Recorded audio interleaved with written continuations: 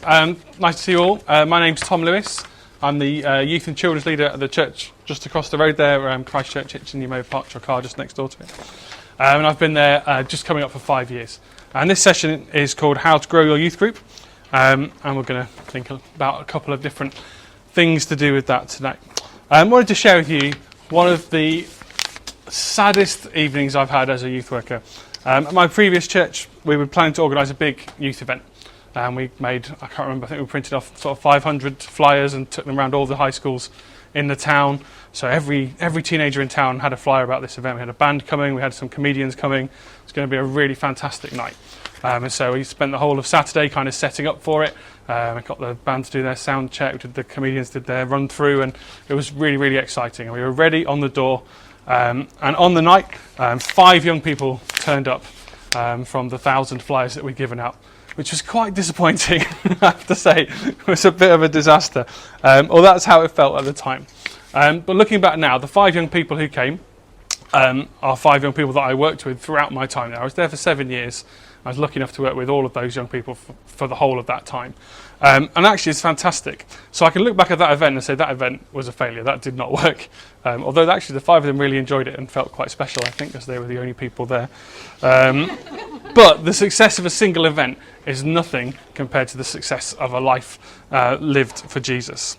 So those 5 young people who I worked with, we went through the ups and downs of their lives together. And today, 5 years down the line, they're all still involved in church. They're all still involved they all still have a faith in Jesus, which is fantastic. And looking back at the way we worked with those young people and the way that we're trying to work with young people at Christchurch as well, youth group and growth comes down to 2 concepts. In the advertising it said 4.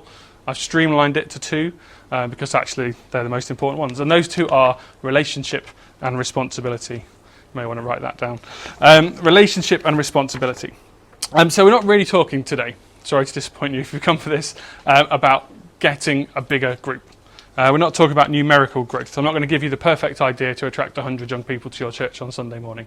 I mean, if you wanted to do that, I guess you just need loads of money and a really big building, all the latest consoles. Maybe you give them a free console every week. And then you're guaranteed a massive crowd, aren't you? So that's one way to do that. But that's also completely missing the point. You'd have a big group, but it wouldn't be a successful group in my eyes.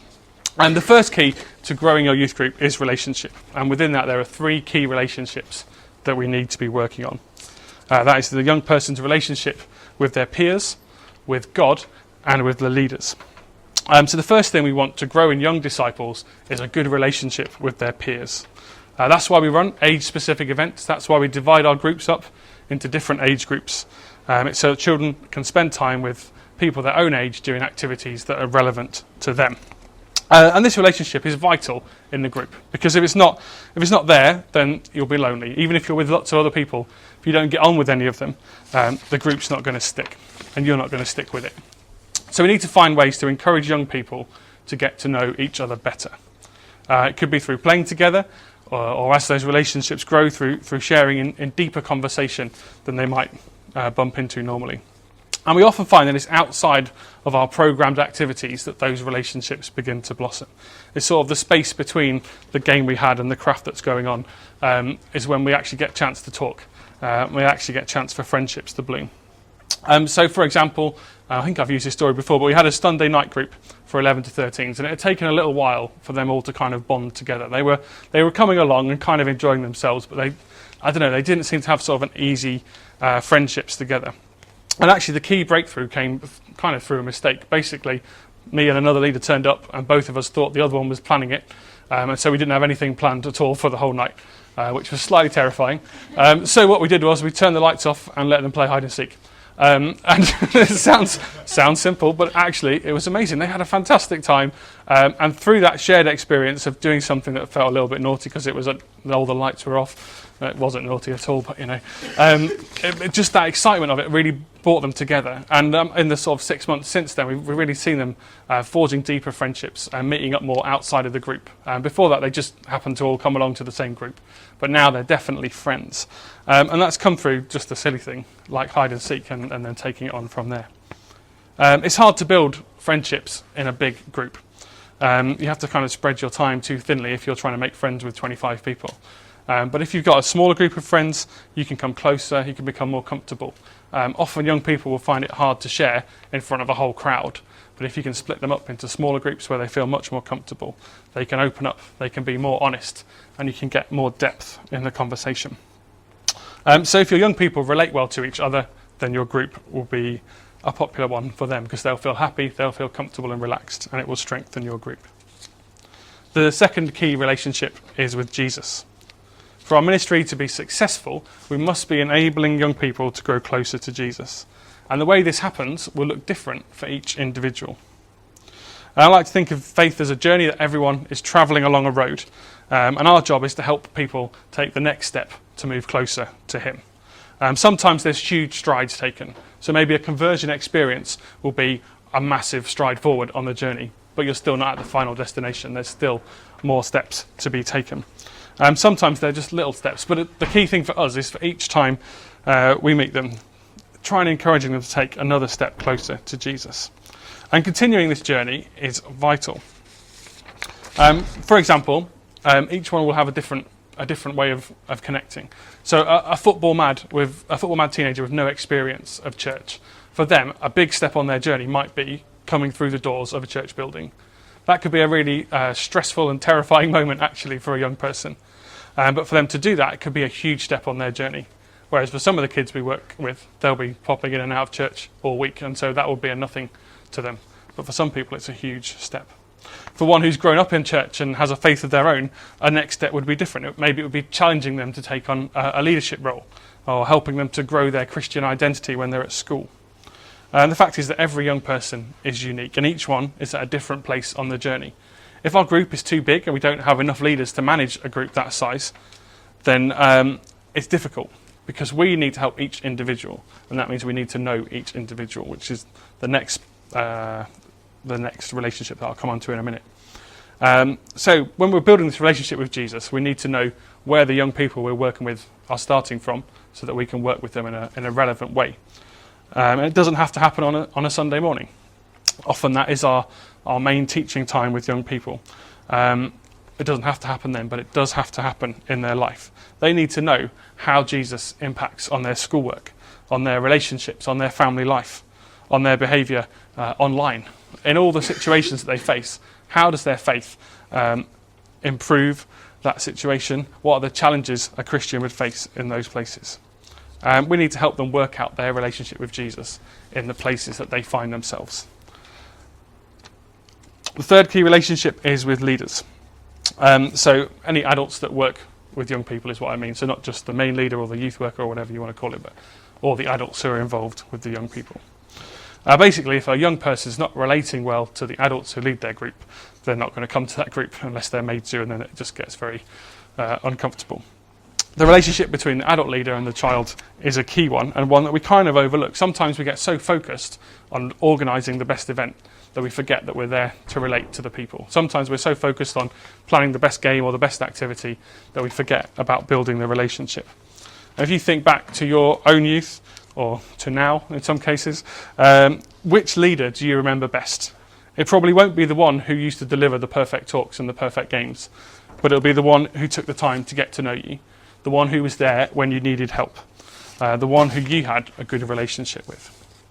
And a good link with an adult who's not a parent can help a young person through struggles in all those other relationships. When their peers bully them, a good leader can support them.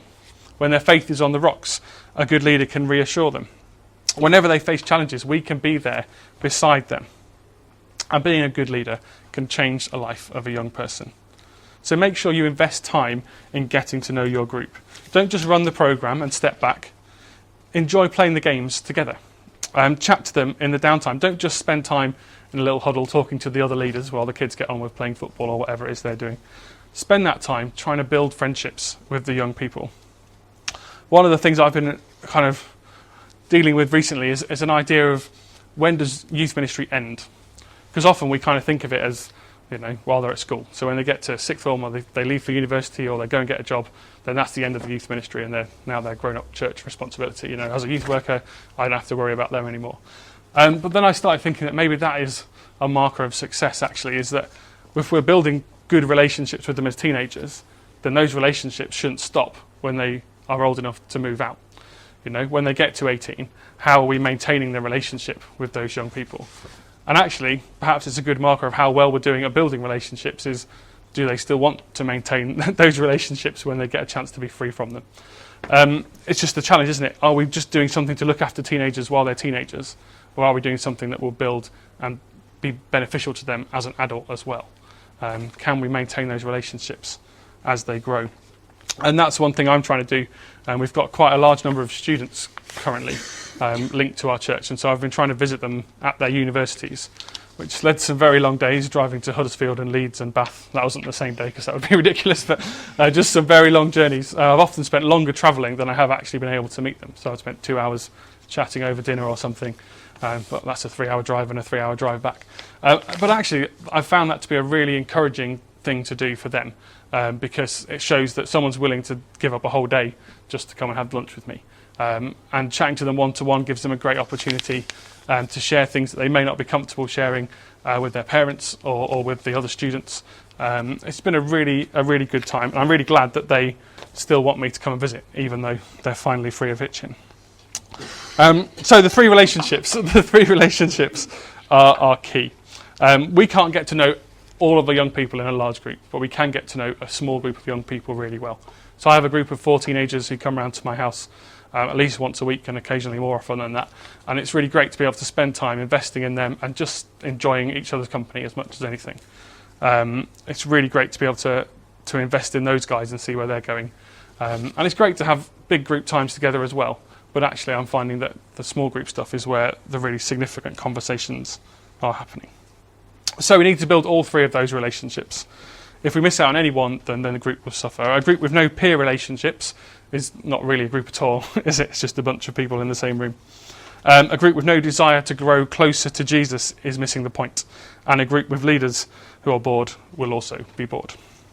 The second thing is responsibility. So relationship is vital to spiritual and social growth. Responsibility is the other part. And responsibility is a pretty boring word, especially for teenagers. But it could also be a life-changing opportunity and a dramatic shift in the way that we think about youth ministry. So going to church is now one option among many options. Sundays in history used to be church day, and that was all there was. Everything was closed. You literally couldn't do anything else. But now there's so many other things you can choose. And how does church stand out amongst all the distractions? What we've tried to do is kind of compete. So we've tried to make church more exciting or more flashy. We've bought the bigger sound system. We've built a better building. We've tried to compete with the world. Actually, what we shouldn't be doing is that. What we shouldn't be doing is buying into culture's way of doing things. So we've been told that Christianity is one church among many, so we try and compete. When actually we need to shift from providing the best event to equipping young people. So instead of looking to make the very best, shiniest event that will attract young people, we're looking to equip the young people that we've already got to go out and attract young people in themselves. We want to facilitate young people as missionaries. That's an interesting phrase. There's this great idea of changing youth and children's ministry from a noun to a verb. So it's a ministry that's done not at young people, so it's not like a bunch of adults stood at the front saying, this is what we need to tell you, come and listen, hear our wisdom. It's actually adults sharing with young people in their responsibility for growing faith. So instead of putting our efforts into creating events, we need to be investing in the lives of young disciples. So instead of pulling them away from the football team to go to church, we enable them to live for Jesus in that team. Instead of worrying whether Harry Potter is suitable for Christians, we equip them to read the books with the truth of the gospel. So what we're trying to do, and we're still in the very early stages of this at our church, instead of just the leader sitting down and coming up with the ideas together, we share the responsibility. So we don't just share it amongst a team of adults, but we get the young people involved as well. So let your young people take responsibility for their group. Let them be part of the planning. Let them deliver the sessions or lead the games or do the talks or set up the room or tidy up, whatever they can do. Give them the opportunity to have responsibility. If we do it all, presenting the perfect event, then they will enjoy it hopefully. If we do it well, they will enjoy it. And they might learn something, and they might meet with God, and that will go down as a successful event. But we need to be more. We need to be about more than just successful events. We need this long-term vision of a faith that's continuing to grow. And I think the best way to do that is to give them responsibility. The 5 young people who came to that concert 12 years ago, we saw them growing because they were the youth group. Basically, there was 5 young people, and they were the consistent part of it. And they took on roles that they wouldn't have done if there'd been more people there. So they got involved in leading worship for the whole church. They got involved in leading sessions for each other, inviting their friends along and doing things. Because they had to be responsible for each other, they had to be responsible. Often we end up playing it safe and we kind of take the easy route. We do things because we know we can do them instead of trusting that they will learn how to do them. The quote is this: never do anything for a young person in church that they could learn to do for themselves. Never do anything for a young person in church that they could learn to do for themselves. Now, we've not quite got there at my church yet, but we're aiming for that. Sometimes it's said that young people are the church of tomorrow, but it's not true. They're the church of today. But how often do we actually treat them that way? How often do we treat them like we treat the adults in church, asking them to take on roles with real responsibility, with actual challenge? I think if you think about a tree, if a tree has very shallow roots, then it falls over in the wind. If it's got deep roots, then it will survive the wind. And the deep roots come through struggling to grow through the dirt. And that's kind of what they need to be doing, is they need to have face some struggle, face some challenges. Because if we don't challenge them to serve their church now, then they won't learn that there's actually a joy in serving others. If we don't encourage them to care for their peers today, then they won't know what to do when crisis hits. If we don't equip them to lead now, then they won't emerge as leaders. If we don't give them responsibility now, they won't accept it in the future. So get them involved in the things that you're doing. Let them help plan your sessions. Let them lead talks and discussions. Ask them to serve the group by setting up or tidying up at the end. Give them roles to play in the life and ministry of your church. Don't just limit them to the kids' stuff. So 2 key responsibilities. We're going to have to finish there. 2 keys to growth. Relationships and responsibility. Enable the growth of deep, meaningful relationships between every young person and their peers and their leaders and their Father God. And encourage each young person to take responsibility for serving others and developing their own faith. We've run out of time. If you want to talk to me any more about that, then that's great. I'll be hanging around. We've got a couple of minutes before we do the changeover. If you've got any questions or anything, I'd love to talk to you. Thank you very much.